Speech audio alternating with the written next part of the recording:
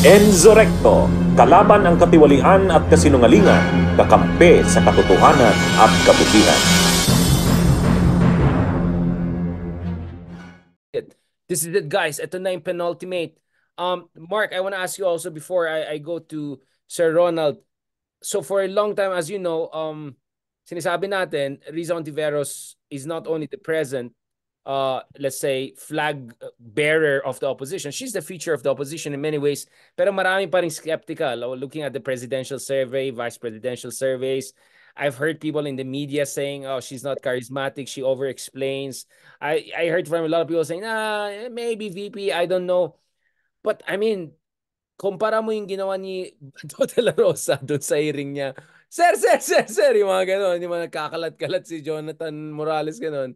Dito sa sobrang systematic, nilabas ang dokumento, resibo, discrepancies, grabe, and the way na minanage yung hearing, pasok si Gatchalian, parang nag-marvel sila eh, biglang may Jinggoy pa na Marites. I mean, I think Riza is really making her mark, and nakita ko kanina sa trending, number 1 si Alice Go, not necessarily for the best reasons, either ito yung kanyang fashion daw na pogo chic, or yung kanyang mga Okay ako siya nag-aaral. na chopper na ganun. Or yung sinasabi ko na wag mo sabihin parati may farm ka kasi baka may isang senador na tumitingin ng farm dyan. No, but Riza is number 2 and I'm sure she's there for better reasons than Alice Go. Ito yung ilatag ko na last year pinag-uusapan na natin after the elections pa lang na Riza is the highest ranking diyan sa opposition, 'di ba? Yung sa genuine opposition nga na tawag nila. But for the previous years, parang nasa shadow siya ni Lenny.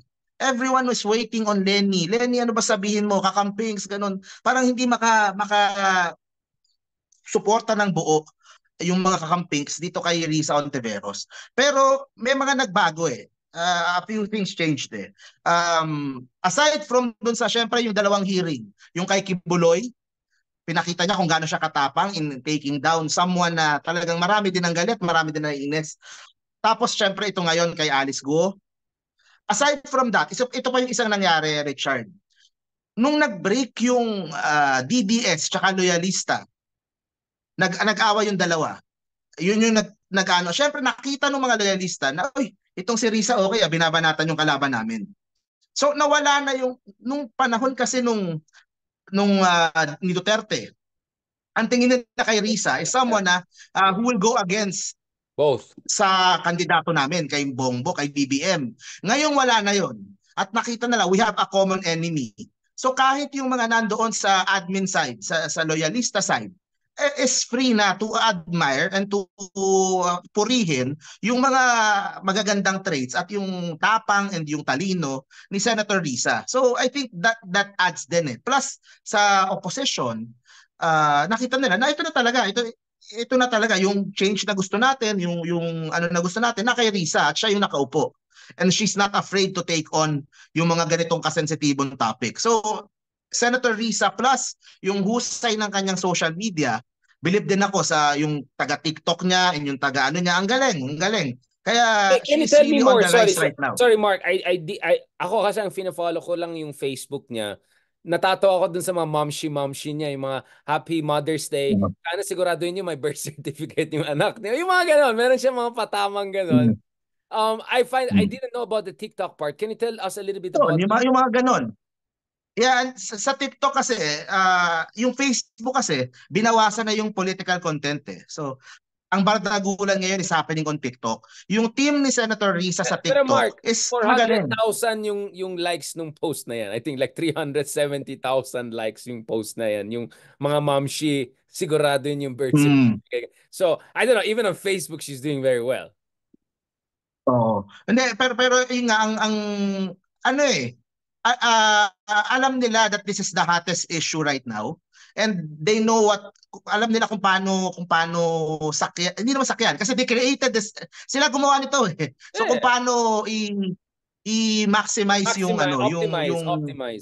optimize yung kung paano malaman ng tao kung bakit importante yung issue na to, kung gaano kasinungaling yung mga lumalabas na ano.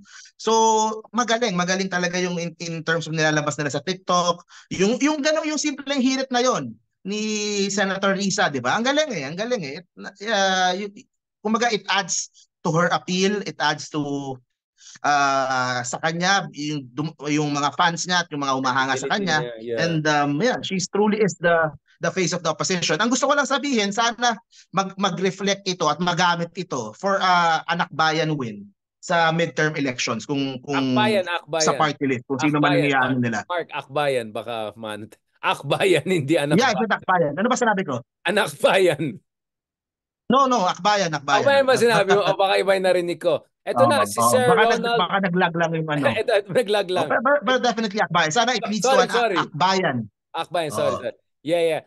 Sir Ronald Bato. Sana it reflects doon sa midterm. Lalo na if merong mga tao na gusto na who wants her to go for a higher position for VP, and who knows, with the way things are going now, even presidency, it might be kumbaga pwedeng on the discussion.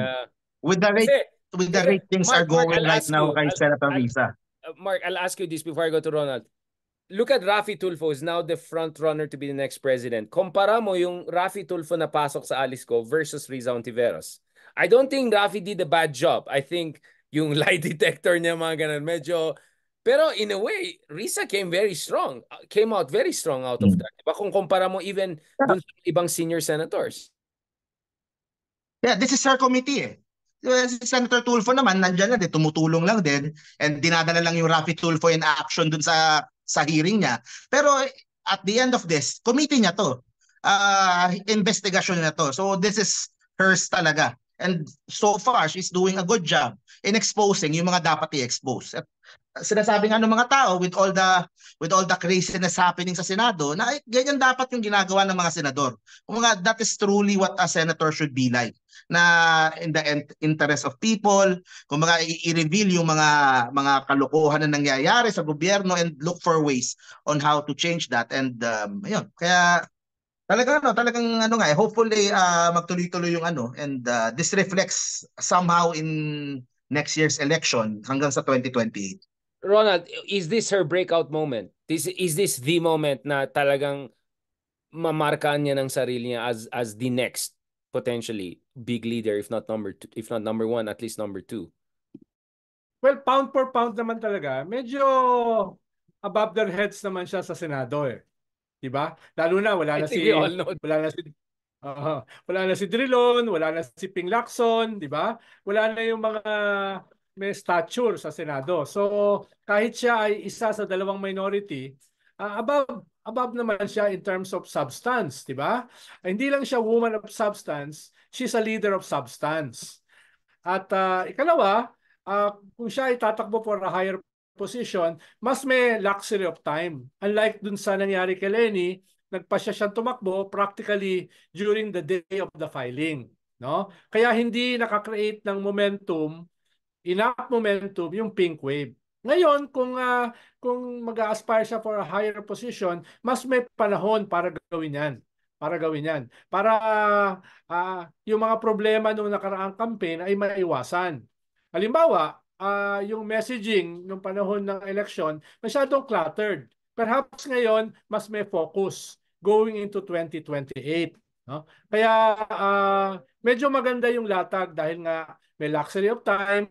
Tapos siya yung umaangat sa Senado at ikatlo ay nagagamit niya yung mga bagong multi-platform. Hindi lang siya, dati kasi si Risa advocate eh.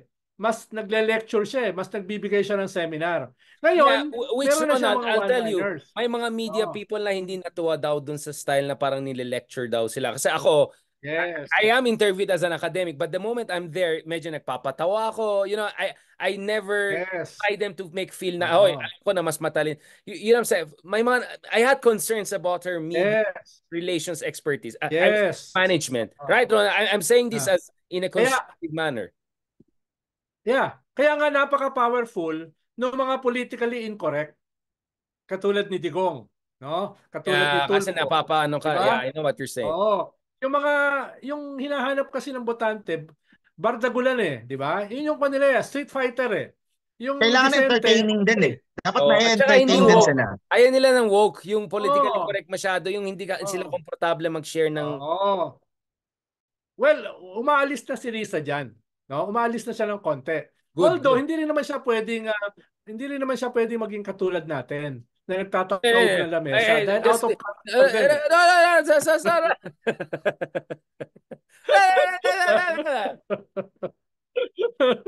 out of character din sa kanya kung magiging masyadong katulad siya natin, di ba? Dapat din isa compromise between form and substance. Yung substance talaga niya decente, di ba? Yung substance talaga niya ay kwan eh. Statesman-like, stateswoman. Matalino, di ba? Maganda, no? Pero kinakailangan niyang mag-adjust. Pero hindi naman siya pwedeng maging katulad ni Richard Haydarian, no? Hindi naman pwedeng dahil magiging out of character. But Sir Ronald, Doon pumapasok, Richard, yung social media team niya. Kasi ang galing na ita-translate doon sa ano. And like I said, yung kay Alice Guo, it's the biggest story ngayon sa Pilipinas and committee niya.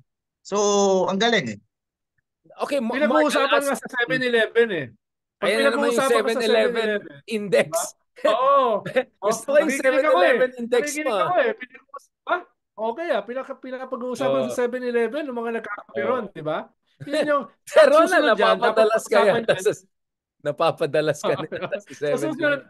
Hindi, sa TV5. Yung panyo doon. 7-Eleven, di ba? Sa TV5.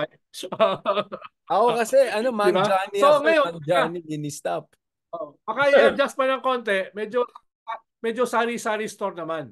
No, medyo sari-sari store. Dahil nandun yung DNA sa sari-sari store, di ba? Correct. So, pero may 4 taon pa naman para mag-adjust Di ba? Pero medyo defining sa kanya at saka compelling. Dahil kinaharap niya si Qubuloy one of the most powerful people around, especially nung panahon ni Digong. Kinonfront niya si Sara Duterte na #1 sa lahat ng surveys, no? Kinonfront niya, di ba? Marami siyang kinonfront niya ang China. So ibig sabihin eventually Maverick talaga siya, Maverick. Eventually ito will increase her political capital. Perhaps not yet enough para tapatan si Tulfo at si Sara. Pero she's going there.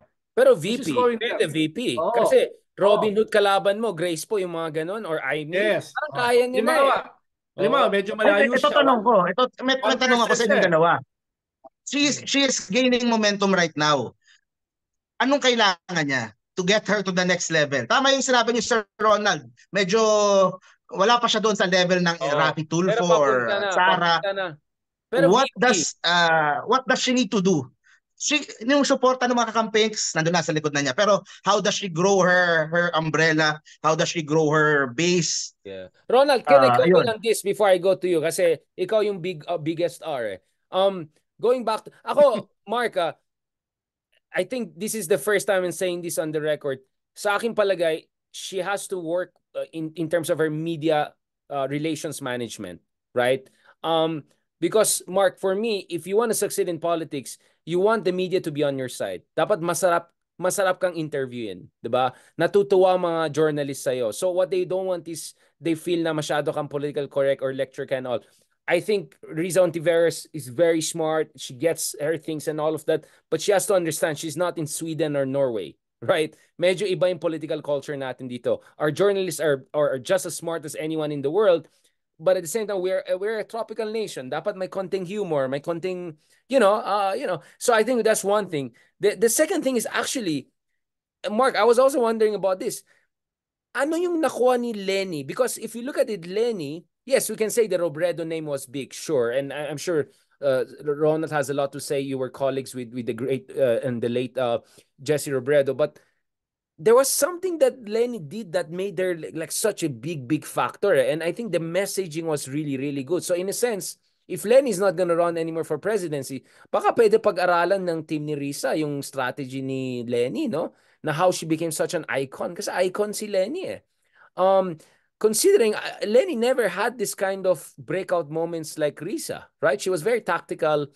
She was very calibrated in her opposition to Duterte. Risa, consistent. Against Duterte, against Quibolo, against Ganon. So, I don't know, man. I mean, I think Pero when Lenny ran as vice president naman, nobody knew her almost 'Di ba? Wala naman it grew na lang over the years kung gaano kadami ng problema sa Duterte administration. People see Lenny as the one lead us to The ganito. alternative. Oo, the alternative. So Riza should do the same. So Riza should Ano? position herself as an alternative to whatever Rafi Tulfo represents, to whatever Sara represents, or to whatever the Bato and Robin Hoods of this world represent, right? So that will be her media positioning. Hindi, pero yun I ang am tanong the ko, altern- tama ba yung strategy ganon? Kasi baka you might alienate baka ang strategy dapat is to grow. Kasi kahit ano mangyari, yung mga kakampings, people who supported Lenny, malamang siya susuportahan eh kapag tumakbo siya sa 2028. No, Pero I see how what do you you're grow saying, your Mark. Kaya nga, I'm saying you cannot be woke about it. To say na ika-cancel culture mo yung kabila. Ang you cannot be too anti. The Lenny mistake was they had cancel culture in them. So that's what Riza has to eliminate. Plus the fact that she did something right that the other opposition didn't do right, which is vernacular regional campaigning. So sa tingin ko, she already has some advantages over Lenny, but there's certain things she can also learn from the Lenny campaign, which made Lenny such a compelling figure. Plus, there's already the precedence of the Pink Movement. I completely agree with you, Mark. Ang sinasabi mo is, hindi pwede nega ka ng nega, tapos nilalait. Hindi pwedeng anti ka eh. Kasi that was the mistake dun kay Lenny. You have your base, kaso it's not enough to win, to beat the big ano. So the Pink Movement was a glass 1.5, I mean like, I don't know, 60% full, 40% empty. So agree ako sa 40% empty mo, but I also believe there's a 60% full there that Riza can learn from and build on. Now, kailangan niya pag-aralan yung kay Rafi Tulfo. Yeah, how yung people, bakit nagkaroon ng ganong attachment yung people kay Rafi Tulfo? Kasi pakiramdam nung iba na si Rafi is the one standing up for them. Na si Rafi yung, kung security guard ako, kung driver ako, kung laborer ako, si Rafi Tulfo he is the one standing up for us eh. Siya iboboto ko, siya yung nagtatanggol sa amin eh. So yun ang, kahit na DDS ako, kahit na loyalista ako, kahit na pink ako before, o kung ano man, hindi, interest ko eh. Ito yung nag-aaral sa Are you saying she should compete with Rafi? Or she should be VP of Rafi or something like that?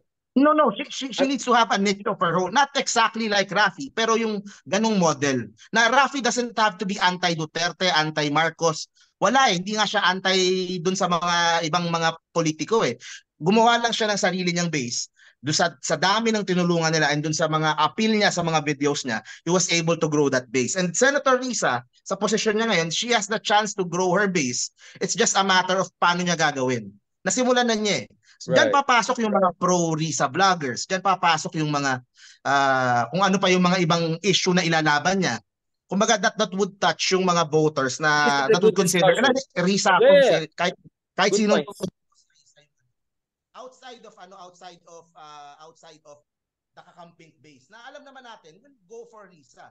Lalo na kung ang tatakbo is humina uli si Mark. Yeah, but Mark, that's if Lenny doesn't run, right? But ikaw, Ronald, I'll ask you, is it true na transferable yung 15 million ni Lenny kay Risa automatically? I'm not 100% sure on that. Yes, it is transferable. Dahil una ay yung if Lenny doesn't run. Yeah. Of course. Pero una kasi si Lenny kasi nung naging vice president siya, no? Na-demonize siya ni Digong. Pero he was able to consolidate what remains of the yellow, 'di ba? Yun yung na-consolidate niya, what remains of the yellow. Ang problema, medyo late na siya nagpasya to run.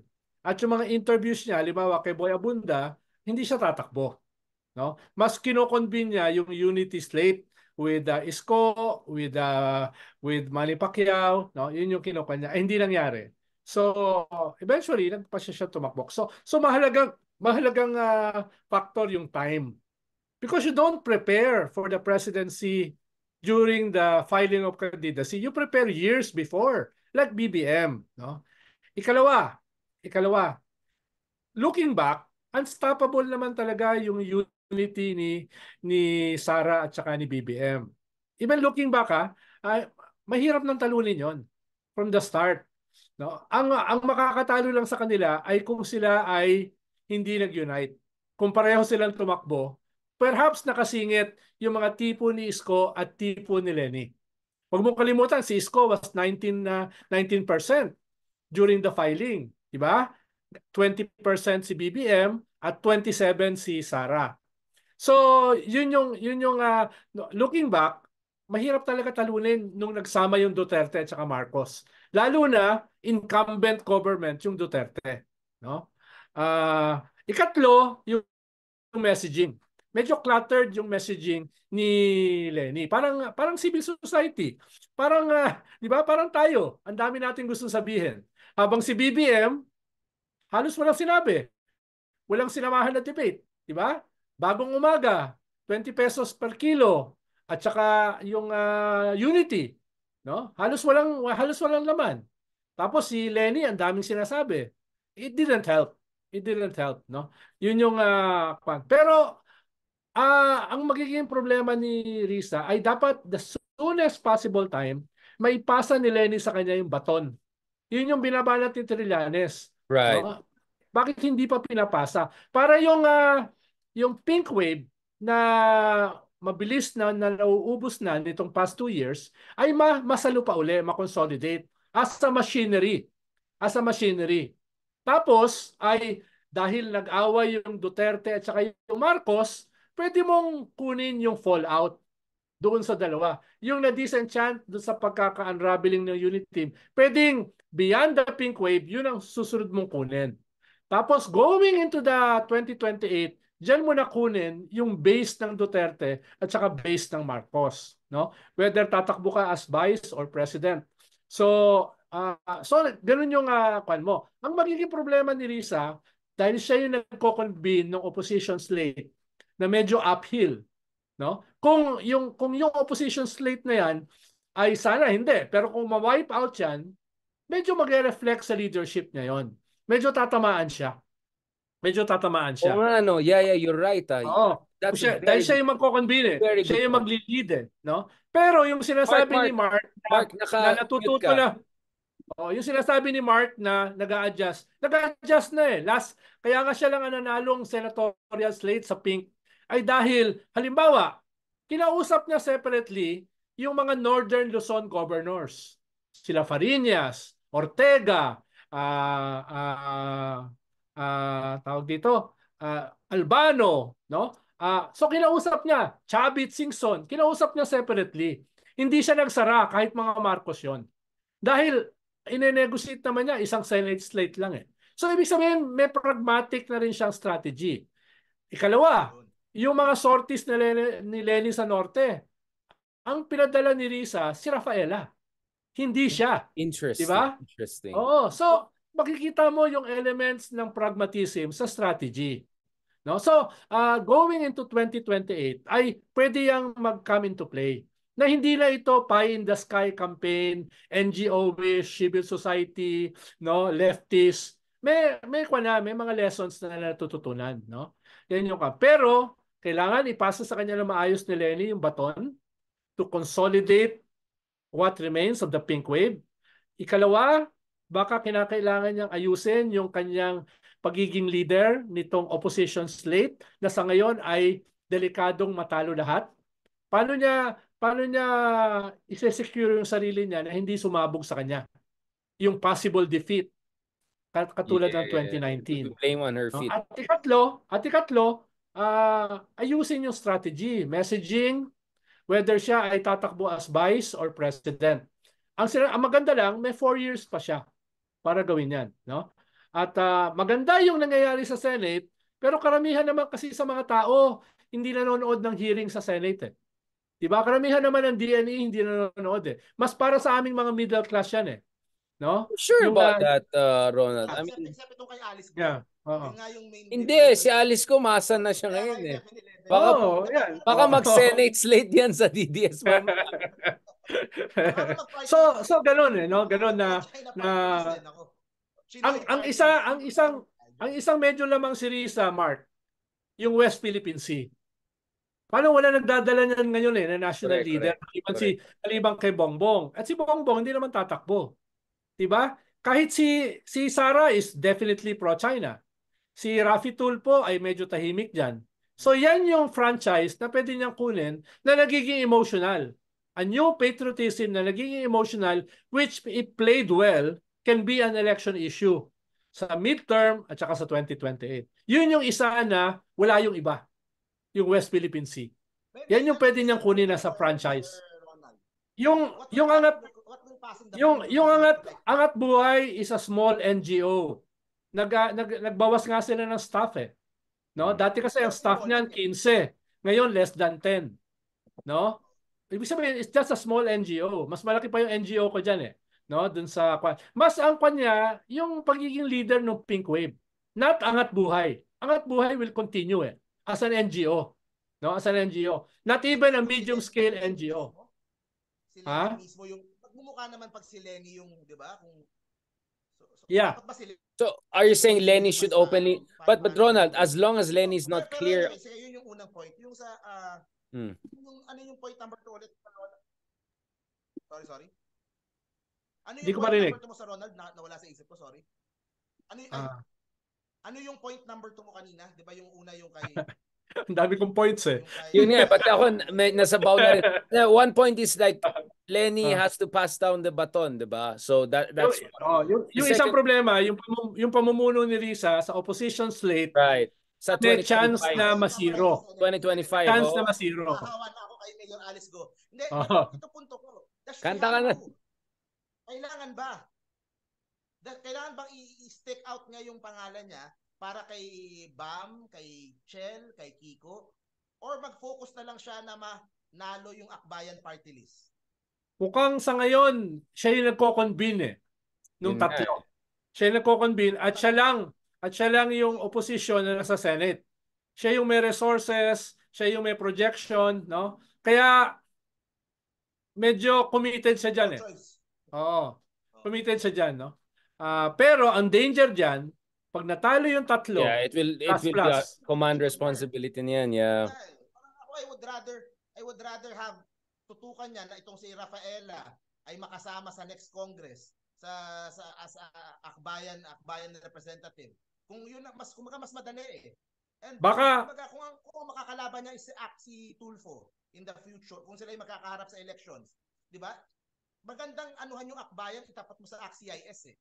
Kasi yun ang medyo susukatin mo kung yung tao ba ano eh. Baka Mark, baka ang isang potential kay Rafaela, parang she will do a Risa. Tatakbo siya para magmarka, sasama siya sa lahat ng debates para maipakita hindi lamang yung kanyang personality, kundi yung kanyang intellect. At para, for a lack of a better example, parang siya yung disruptor like Lucas Espiritu. Diba? At for 2028, siya yung pumalit kay Risa as senator. Para tapos na yung term ni Risa. Pero kailangan maipakilala siya beyond atin ito. No? Yun yung pwedeng gawin niya. Paano yung Congress kasi is so small eh. Diba? You're just one among 330. Diba? Pero kung tatakbo siya as Senate, may nationwide siyang entablado. At I'm almost sure magsha-shine siya sa campaign kahit hindi siya mananalo. Kahit hindi siya mananalo. Naman siyang spokesperson or ano. I think. Yeah, pwede. It's a good suggestion. Spokesperson of the opposition for Bam and Pico. At the very least, that's also a good idea. You're right. Actually, there are a number pero mahirap din maging spokesperson na puro talo yung dala mo. Hindi, pero kung no, Ronald, you just said dapat mamarkahan ka lang. So actually contradicted yourself. Hindi, mamarkahan as a candidate. Diba? Ano, as a spokesperson, hindi ka kasama sa mga debate eh. Diba? As a spokesperson, yan. Kailangan ng new blood. Katulad nito si Rafaela. Yan ang kumbaga same old pa rin eh. Kailangan ng mas maraming new blood na people young age pero are doing things ngayon na doing remarkable things na for the country. Yes. Yun ang kailangan, yun ang magandang model na gayahin ng ibang members ng opposition. Right. I mean, okay, Ron, I'll have to say this again. Again, I'm sorry, I'm putting everyone on the spot. Is it important for Lenny to come out and make it clear she'll not run for the president or vice president again? Kasi for me, unless hindi clear yon, mahirapan talaga si Risa to carry that. Well, lagi naman yung sinasabi yon pag ini-interview siya. Pero she has to go out of her way para tuldukan talaga. Doon nagagalit si Trillanes, di ba? Na hindi tinutuldukan. No? I'm almost sure tatakbo siya as mayor of Naga City. Ang sinasabi lang ni Trillanes, tapusin na yan. No? Tapos, sumama siya with Risa para mas mabuti nga siya yung mag-convene nitong opposition slate eh. 'Di ba? Mas siya yung para whatever happens, hindi masyadong puputok kay Risa. 'Di ba? Pwede niyang i-absorb dahil hindi naman siya tatakbo for national position eh. Si Lenny, tatakbo siya for the local eh. Kung sakaling maging disaster like 2019, yung mangyari doon sa opposition slate, walang damage kay Risa, wala rin damage kay Lenny. Dahil local yung tatakbuhan niya. No? So, yung ganun bang mga nuancing ng strategy at tactics?